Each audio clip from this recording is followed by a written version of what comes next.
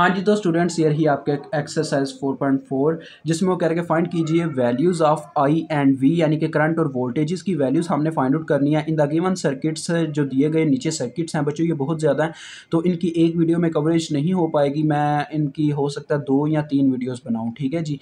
तो A B C ऐसे parts इसके आएंगे, ठीक है। तो सबसे पहले मैंने सर्किट जो हमें गिवन था वो ड्रा कर दिया है, आगे नेक्स्ट सर्किट मैं बाद में ड्रा करूँगा। तो देखें, हमने यहाँ पे एक तो ये आई की वैल्यू फाइंड आउट करनी है और एक ये वोल्टेज की वैल्यू फाइंड आउट करनी है। सबसे पहले नंबर पे हमें डायोड को फॉरवर्ड और रिवर्स बायस्ड, वो जो हमने कंडीशन समझी हुई है उस लिहाज से देखना पड़ेगा कि ये इस वक्त किस फॉर्म में वर्क कर रहा है। देखें बच्चों, करंट अपने फ्लो के अकॉर्डिंग ये एक सप्लाइड बैटरी के तौर पे यहाँ पे वोल्टेज लगे हुए हैं। इस बैटरी में से करंट फ्लो यानी करंट जो है फ्लो करना स्टार्ट करती है डाउनवर्ड। इसमें से जैसे ही करंट आगे सप्लाई होना स्टार्ट हुई, फ्लो करना सप्लाई करना बच्चों एक ही बात है, क्योंकि वो वोल्टेज को सप्लाई कर रही होती है। करंट का फ्लो जो है ना, वोल्टेज अपने साथ लेके जाता है और आगे जाके सप्लाई करता है। तो यहाँ से करंट ने फ्लो डाउनवर्ड मूव करना स्टार्ट किया। आगे जाके ये करंट क्या करती है, इस आगे इस तरफ तो ओपन सर्किट है ना, तो इस तरफ करंट नहीं जाएगा। करंट जाएगा तो इस डायोड के क्रॉस जाएगा। तो देखें करंट क्या करती है, करंट इस डायोड के एनोड में एंटर करने की कोशिश करती है। और मैंने बताया हुआ है, जब कोई भी करंट अगर डायोड के एनोड में एंटर करना चाह रही हो तो फिर उससे क्या होता है, आपका जो डायोड है वो उसको जाने की इजाज़त देता है जब उसके एनोड की तरफ से करंट जाने की कोशिश कर रही हो। अगर कैथोड की तरफ से जाने की कोशिश करेगी तो उसके लिए रिवर्स बायस्ड हो जाएगा, वो ब्लॉक कंडीशन हो जाएगी, ठीक है। तो अगर यानी अभी मैं वोल्टेजेस की लिहाज से बात नहीं कर रहा, क्योंकि वोल्टेज का लॉजिक भी मैंने आपको डिजिटल यानी वो डायोड लॉजिक गेट्स में दिया था। कभी कभार हम वोल्टेजेस की मदद से भी देखते हैं, यानी एनोड पे ज़्यादा वोल्टेज होने चाहिए कैथोड की बजाय, ठीक है, ऐसे हमने कहा था आपको। तो वो भी लॉजिक यहाँ पे अप्लाई होता है, लेकिन मैं अभी उस फॉर्म में आपको नहीं लेके जाना चाहता। वो हम तभी इस्तेमाल करेंगे जब उसकी ज़रूरत होगी। दो बच्चों इसके कंसेप्ट हैं डायोड को रिवर्स बायस्ड और फॉरवर्ड बायस्ड में लाने के। तो करंट लिहाजा देखें आपके सामने ऐसे डाउनवर्ड मूव कर रही है और आके इसके एनोड में से एंटर करने की कोशिश कर रही है। और मैंने आपको बताया था एक और मिसाल से कि डायोड को ऐसे ही समझिए जैसे कोई टूल प्लाजा है जो टूल लेके आगे जाने देता है। लेकिन आइडियल डायोड कुछ ऐसा होता है कि जो टूल प्लाजा तो होता है, लेकिन वो क्या करता है, वो बगैर मतलब कि कुछ लेन देन किए बगैर ही जाने देता है।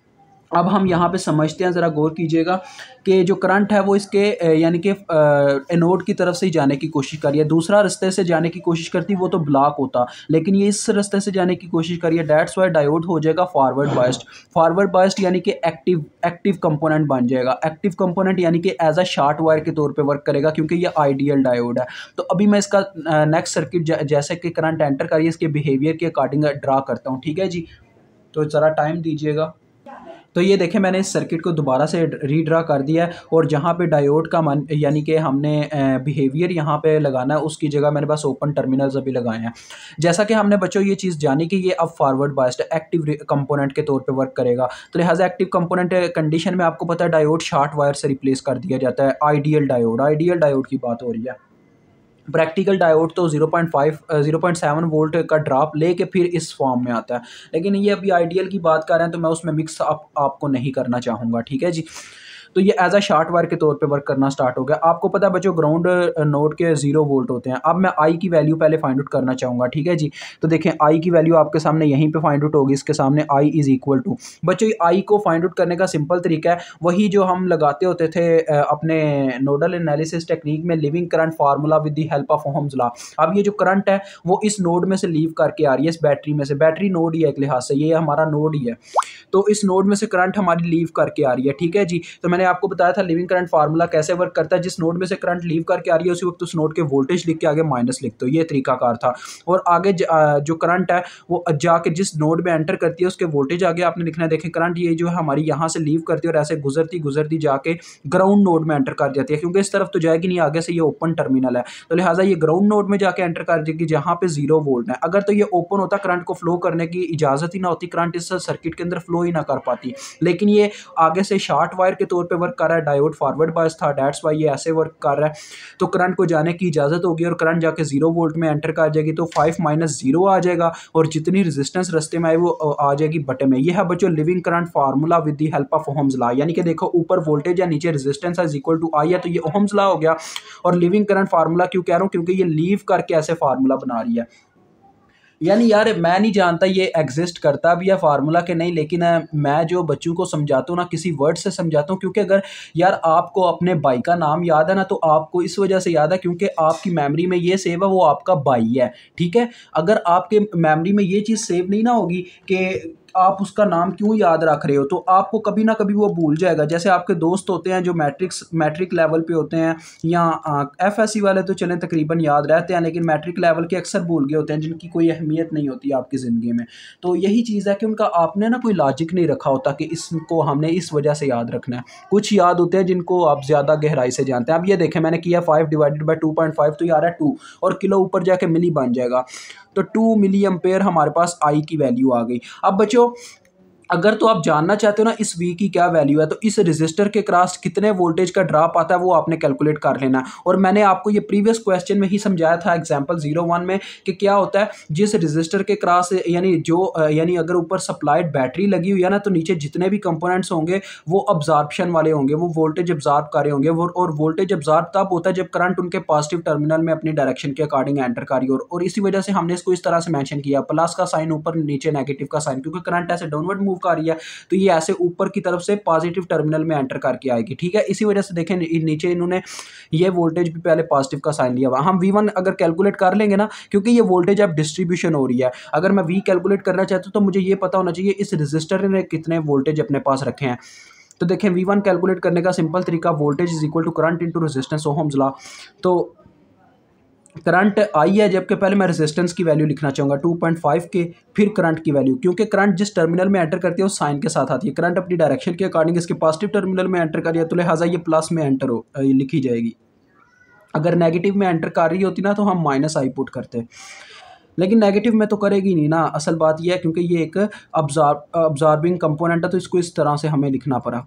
तो 2.5 के मल्टीप्लाई विद 2 मिली, तो बच्चों मिली किलो कैंसिल हो जाएगा और यहाँ पे 5 वोल्ट आ जाएंगे, जिसका मतलब ये है कि जितने बैटरी के वोल्टेज सप्लाई हुए थे वो टोटल 5 थे, जो सारे के सारे इस रजिस्टर ने अपने अंदर रख लिए, तो पीछे कुछ भी नहीं बचा। तो यानी V की वैल्यू आपको 0 मिलेगी। ये आपका दूसरा आंसर है इस क्वेश्चन का, और आप इसके आंसर के साथ मैच करके देख सकते हो, बिल्कुल यही आंसर नीचे गिवन होंगे। अब मैं इसकी दूसरी शेप बच्चों ड्रा करता हूँ, ठीक है। तो बच्चों ये आप देख सकते हैं, ये इसकी दूसरी शेप है, दूसरी डायग्राम।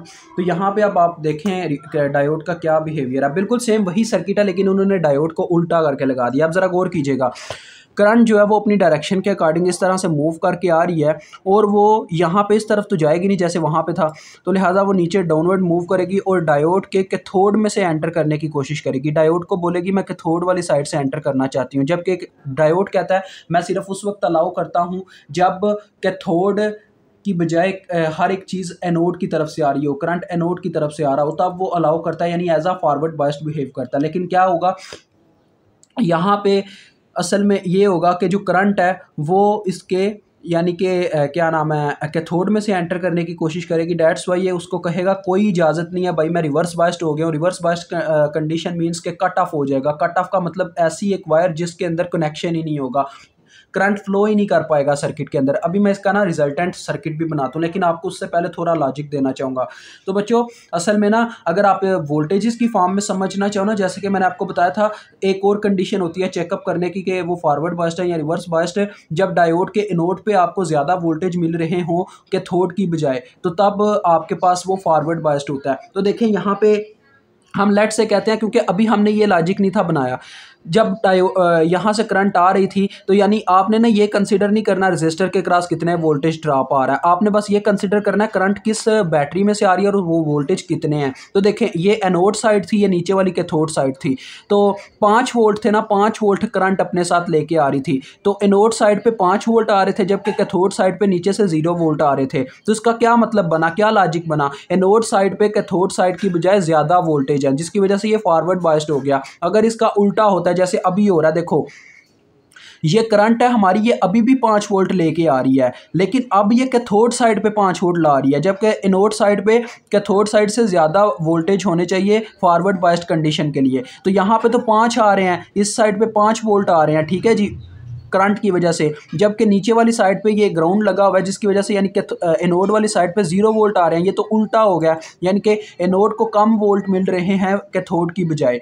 ये कैथोड साइड होती है, ये नीचे वाली एनोड साइड होती है, तो जिसकी वजह से ये डायोड जो है इसका बिहेवियर उल्टा हो जाएगा। ठीक है जी, ये ऐसे ही है जैसे आप एक मजदूर लगा के बैठे हुए हो, तो आप क्या करते हो, उसको एक दिन 1000 यानी 1000 की बजाय उसको 2000 दिहाड़ी दे देते हो। वो अगले दिन बहुत अच्छा वर्क कर रहा है, ठीक है जी, लेकिन आप एक दिन क्या करते हो, उसको कुछ भी नहीं देते, कहते हो चल दफा हो या कोई कुछ भी नहीं देना, फिर दूसरे दिन भी उसको कुछ नहीं देते, तो उसका बिहेवियर बिल्कुल उल्टा हो जाएगा। ऐसे ही डायोड भी यही काम कर रहा है। वो कहता है दूसरे दिन तूने मुझे दिहाड़ी दी तो नहीं है, मैं लिहाजा रिवर्स बायस्ड हो जाता हूँ, यानी काम ही नहीं करता। रिवर्स बायस्ड मीन्स अब ये कट ऑफ रीजन में चला जाएगा, क्योंकि दो ही कंडीशन होती हैं डायोड की, जैसा कि मैंने आपको बताया हुआ है। तो अब ये आपके सामने इसका सर्किट मैं ड्रा कर रहा हूँ, फिर हमारे पास क्या होगा, ये कंडीशन बन जाएगी। जल्द अज जल्द मैं इसका बना देता हूँ। ये देखिए काफ़ी सिंपल, इसकी तरफ ऐसे मैंने 2 पोल्स छोड़ दिए हैं, ठीक है बच्चों, क्योंकि आगे मैंने पोल्स आपके सामने ड्रा किए थे, तो मैंने ऐसे ही छोड़े हुए थे पहले, मतलब वीडियो रोक के। अभी आपके सामने ड्रा कर रहे हैं, देखें सारा कुछ आपके सामने ड्रा कर दिया। ऐसे करंट मूव कर रही है असल में। तो देखो बच्चों, यहाँ पे असल में क्या, अब ये ओपन पोल से रिप्लेस होगा, क्योंकि अब यहाँ पे कट ऑफ वायर लगेगी। कट ऑफ वायर का मतलब होता है वायर का कट जाना, यानी कि वायर का मौजूद ही ना होना। तो यानी यहाँ पे ओपन टर्मिनल्स ही छोड़ दिए जाएंगे, यहाँ पे कोई वायर ड्रा नहीं होगी जैसे एक्टिव रीजन में थी। अब ये कट ऑफ रीजन में चला गया, क्योंकि डायोड हमारा रिवर्स बायस्ड हो गया। तो जब ये आगे से ओपन पड़ा हुआ है, यानी कि हमारी बैटरी का ग्राउंड के साथ कनेक्शन नहीं है, तो दैट्स वाई करंट मूव ही नहीं कर पाएगी, क्योंकि करंट उस वक्त मूव कर पाती है जब सर्किट मुकम्मल हो, यानी जब उसका कनेक्शन एक नोड से दूसरे नोड तक मुकम्मल हो। अब इस नोड का, यानी ये नोड ही है ना, इसका दूसरे नोड के साथ कनेक्शन मुकम्मल नहीं है, लिहाजा करंट फ्लो ही नहीं कर पाएगा। और जब एक करंट बच्चों फ्लो ही नहीं कर पाता, उसकी वैल्यू 0 होती है, तो लिहाजा आई की वैल्यू यहाँ पे 0 होगी। और मैंने आपको बताया जब आपके रजिस्टर की वैल्यू किलो में होती है, करंट हमेशा मिली में लिखी जाती है, तो उसको आप लिख दोगे 0 मिली एम्पेयर। अब आपके सामने यार सारा लॉजिक है। अगर आप इसके क्रॉस इसके वोल्टेज फाइंड आउट करना चाहो V1 के नाम से ही, तो ओहम्स लॉ के अकॉर्डिंग वही तरीका का 2.5 के इंटू करंट, यानी कि करंट इंटू रेजिस्टेंस। तो अगर करंट की वैल्यू 0 है तो लिहाजा वोल्टेज भी 0 ही आ जाने हैं। अगर V1 को 0 वोल्ट मिल रहे हैं, यानी कि दो चीज़ों के दरमियान डिस्ट्रीब्यूशन होनी है इन वोल्टेजेस की, तो अगर V1 0 है तो इसका मतलब ये सारे के सारे वोल्टेज अब V ले रहा है, तो लिहाजा V is equal to 5 volt होगा। अब आप ये जाके अपनी मतलब कि वहाँ पे शेप में समझ सकते हैं, यही आपको आंसर मिल रहा होगा। इसके बच्चों मैंने डिसाइड किया इस आपके एक्सरसाइज के 3 पार्ट्स बनाए जाएंगे वीडियोस में। दूसरा पार्ट आपको इंशाल्लाह नेक्स्ट वीडियो में मिल जाएगा, जिसमें हम नेक्स्ट 2 शेप्स यानी करेंगे सॉल्व, और नेक्स्ट 2 शेप्स को उससे नेक्स्ट वीडियो में करेंगे।